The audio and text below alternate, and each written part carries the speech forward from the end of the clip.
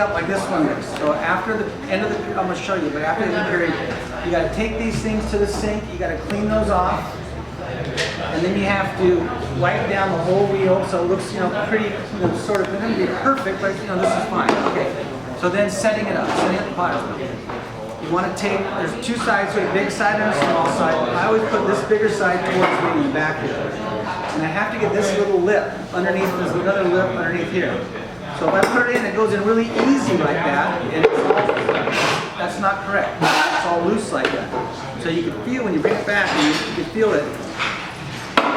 There's a little thing there. I got to angle it like that, and I shove it in there hard and wiggle it, and make sure it's nice and tight.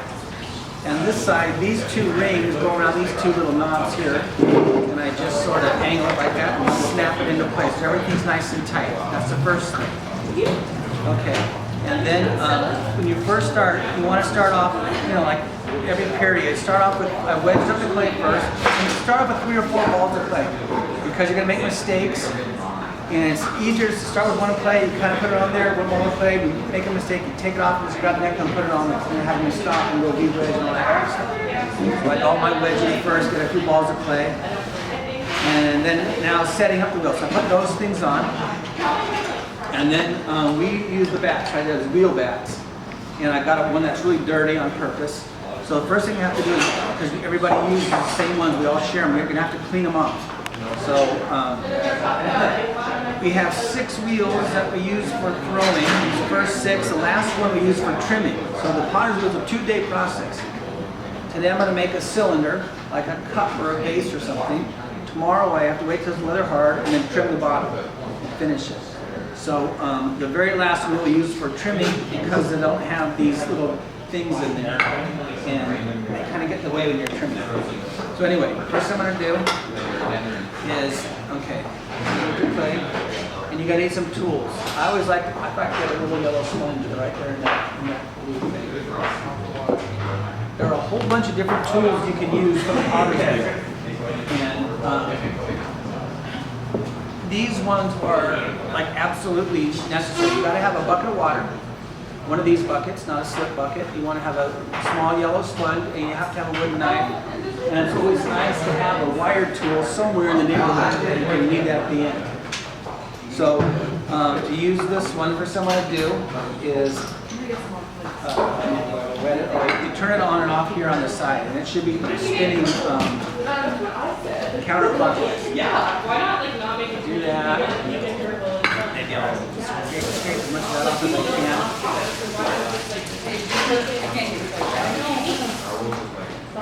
And then I'm going to kind of scrape off this.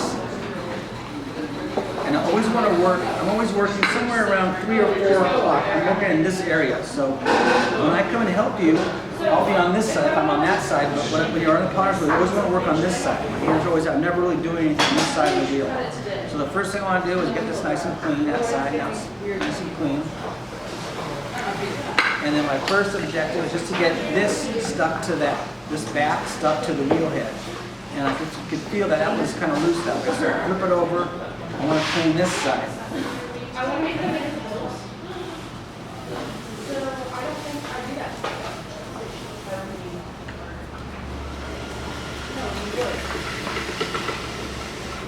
And be sure, like I said, you're working on this side. Last year, I think it was, somebody was doing that over here, and then the little peg was sticking up, and that thing caught on it and went shoved into his hand. So, okay, so now I got that nice and clean. I can see how this fits this way, and I'll see how it fits this way. Usually it fits better one way than the other. Either way, this one fits fine. So anyway, next thing I want to do, make this damp, and both sides are damp. I just take a little bit of clay. I'm going to put a couple little spots of clay right there. And then I'll just shove it down like that. Wiggle it back and forth until it sticks. So now objective 1 is done. This is stuck to that. It's not going to be moving.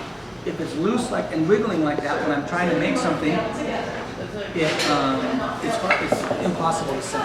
Okay. So I wedged up my clay already. Get it into a nice round ball. I don't have any cracks, because if I have a crack on the bottom, let's say, like, if I did that tomorrow, I'm going to have a hole in the bottom of the pot, so I don't want to do that. a nice smooth surface.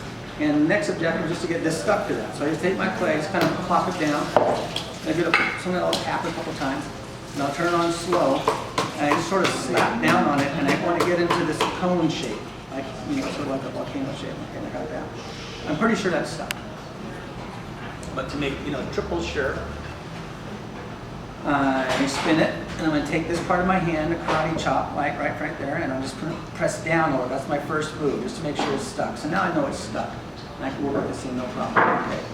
The next thing I want to do is get this whole thing centered. Like you can see my fingers jumping around, it's not quite centered. And how you do that is by, the first step is called coning. So I start with my right hand, I just slide my right hand down, push that clay down, so I'm making that cone again.